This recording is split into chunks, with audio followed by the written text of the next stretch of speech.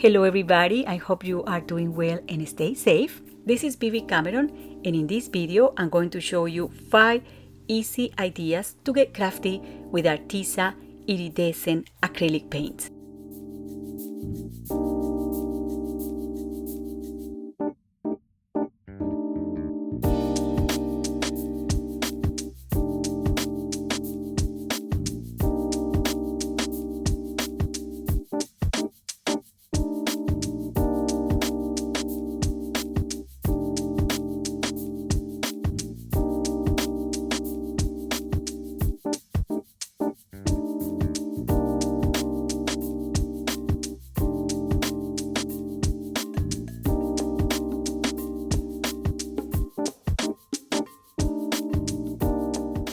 So these semi-translucent acrylic paints are fully blendable and they are available in 10 different colors. What I love the most about the colors is that you can choose any 3 colors or 4 colors from this package, and you can be sure that these colors are going to coordinate. I apply the colors on white paper here at the top of my chart and at the bottom on black cardstock, and you can see that the colors looks completely different when you apply them on different cardstock colors. Then is when you can see that they are translucent and that they shine, and you are also able to see the color shifting properties activated by the light. These acrylic paints are also multi-purpose and you can apply them on different materials. To read more about these paints, you can visit my blog post. The link is in the video description. And now let's dive into the ideas. The first idea I have for you is to create your own shimmery color cardstock. This might seem to be a trivial idea, but paper crafters or card makers are always looking for coordinating cardstock colors. I love the look and feel of the paints on white cardstock, especially on Arteza acrylic paper. This paper is really thick and is absolutely beautiful, and surprisingly is great for die cutting. So you can use the Coloured Cardstock for many different things. I use it in combination with the Spellbinders die of this month, September 2021, to create these SLIMLINE cards. This was easy peasy to do, and these cards features all the colors of the Arteza Iridescent paints. So to cut the paper, I use dies and a die cutting machine. So all I have to do is to place the dies on the paper, run this through the die cutting machine, and then I will get perfectly die cut shapes. And putting together die cut shapes is extremely easy. It's a lot easier than putting a puzzle together because you can actually change things a little bit. And you can adhere different pieces in different ways to create different scenes or compositions. So I just made this super simple little bird in the same way I did the flowers and all the elements for these cards. And for this card, I also made a hot foiled banner. And this was made also using the Spellbinders hot foil kit of this month. I'm going to add in the video description the link to a blog post with those projects. Using the same die, I also made these projects here that features a second idea. I call it marble paper. And this features another way to use Arteza Iridescent paints and different craft supplies that you might have to give a completely different look and feel to your cardstock. You can make different projects with this. These are just samples. Okay, to give that effect to the paper, we are going to apply a little bit of the Arteza Iridescent acrylic paint on the glass mat. And we are going to mix this with water. I'm using 2 colors that looks very similar, but they are different, and I'm mixing them. And I'm going to place the glossy side of photography paper over this. And I'm going to try to lift as much paint as possible from the glass mat using different pieces of photography paper and applying water to hydrate the paint. Once I have done this, I'm going to work very quickly and I'm going to apply Nuvo gilding flakes over the wet paint. The paint dries really quick on this kind of paper, so it's important to be fast. And we are also going to be gentle. We are not going to apply any pressure on the flakes. We are just placing them on the wet paint so they can stick to it. Then you need to be patient and you need to allow this to dry properly. You can use your heat tool, but it's a lot better to allow this to dry naturally. Once the paper is dried, then you can use a soft brush to remove the excess of gilding flakes. And I'm using here a Nuvo sweep brush, and I use this all the time. I have to, and they are a must-have in my craft room. I made a couple of experiments before sharing this video, and this piece here was covered completely using gesso, and that changed the appearance of the glossy paper. The gesso is not needed, but if you like that kind of grungy look, you might be interested to see this.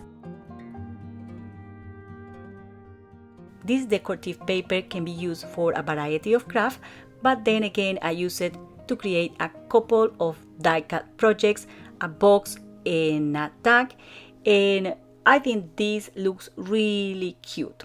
Okay, now let me show you the idea number 3 for you today, and it's to do stenciling. I did several tests until I got it right. I did the stenciling on acrylic paper, this one here, and also on 300 grams black cardstock, that is this one here. And I use exactly the same colors for each flower and each part of the stenciled image, and you can see there how different the paint looks. If you are into woodwork, this will be fantastic to add accents to pieces of furniture or wooden boxes or things like that. So let me show you how I do this. Okay, so I first die cut a piece of acrylic paper and a piece of 300 grams black cardstock. I put these two aside, and then I spray the stencil using this temporary spray adhesive. I wait for the adhesive to dry over the stencil, and when this is sticky, like so, I just place it over the paper, just like that.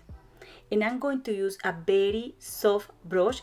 This is like a makeup brush, and I'm going to try to allow the brush to absorb all the moisture of the paint so that the paint won't leak underneath the stencil. And I'm going to speed the camera here because to do this it will take 10 minutes, and I don't need to keep you here for that long to explain you the basics. And the main thing to know about this is that we need to avoid moisture at all cost. If you see there, I apply the paints over a little piece of cardstock that is absorbing that moisture, and I'm applying the paint when it's almost dry over the stencil.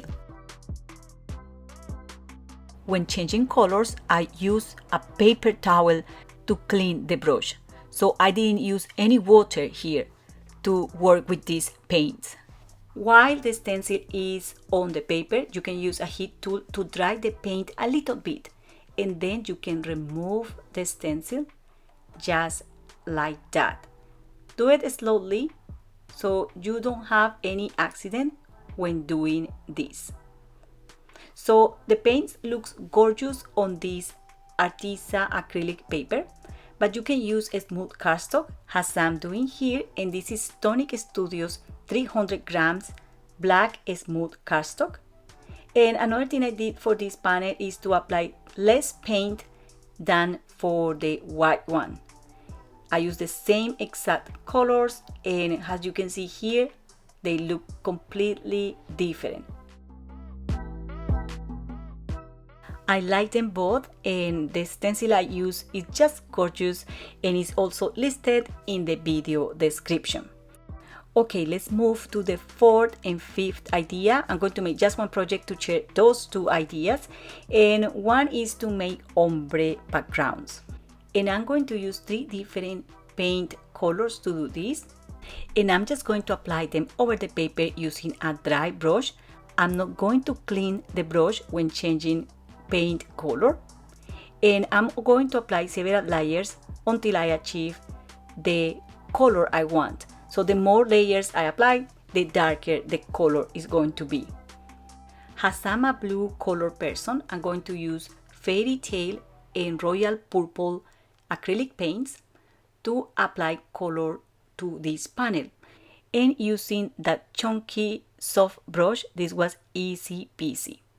So now this is the other idea, and it's to mix texture paste or crackle paste or any paste you might have with the acrylic paints to change the color of the paste. I was experimenting here with the crackle paste and with pink iridescent paint. It looks white, but when you apply it on black cardstock, it looks pink. So I wanted to see if by mixing it with the crackle paste, I could achieve that iridescent look and feel. I also wanted to see if the paint will alter the performance of the crackle paste in this case, and if the crackle paste will stop crackling because I mixed them together. So as I thought, the pink iridescent paint doesn't show on white or when mixed with white, only on dark surfaces. And after a while, I start seeing the paste crackling. So that was a good thing. Just to show you that the paints can alter the color of your mediums or your paste, I'm going to mix this black paint here with the crackle paste, and I'm going to apply it over this panel as well. So you can see the contrasting result. So you can use these paints also to alter the color of other mediums, and you can also combine them with other mediums. For example, here, when the panel is dry and the paste already crackled, I can then apply distress inks to change or alter the appearance of the panel. Initially, I thought that the acrylic paint was resisting the distress inks because they take longer to dry over the paint, but I did some testing, and if you allow this to dry, you don't touch it at all. Once it dries, there is no smearing or ink moving anywhere. So I just apply also distress ink over die cuts that I made, also die cutting pieces of paper that I color with this paint, and I put this card together just to show you another sample and different ideas of things you can make using the Arteza Iridescent paints for card making. So the sky's the limit. These are just a few samples. You can also apply these paints over any artwork that you might have colored using any medium, just to add shimmer and shine. So this is a final card I made using that blue panel. I also use Christmas dies and supplies listed in the video description, and you just saw me there applying Nuvo crystal glaze over the eyes, the nose, and the little buttons on the snowman. This card needs to dry, and there you go. This is the next day, and you can see all that texture and the shine just by using this beautiful acrylic iridescent paint. That's all for today. I hope you enjoyed this video and the ideas. Do not forget to subscribe to this channel or to visit my blog for more ideas and inspiration. And before I forget, I also have a 10% discount code to the Arteza online store for you. Please find it in the video description, and the paints are on sale. So thank you very much for watching and happy crafting. Bye!